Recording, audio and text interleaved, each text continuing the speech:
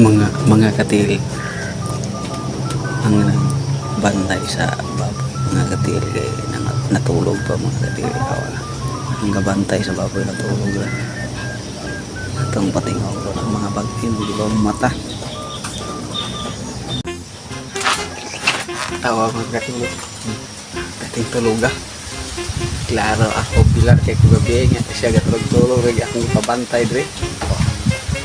Ito yung pagpananog di ba makamata ba.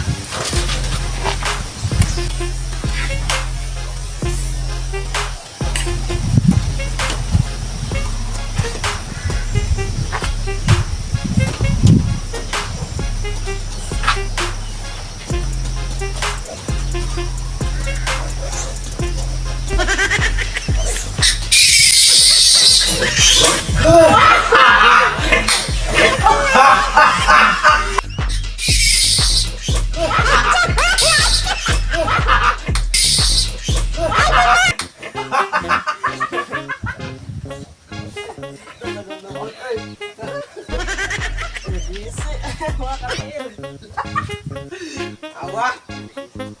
Gisi ko yang lubot awa. Patay pa din ako ah. So, ako bantay. Awa mga katil, basta magbantay-bantay og baboy nga tulog-tulog ra. Awa resulta.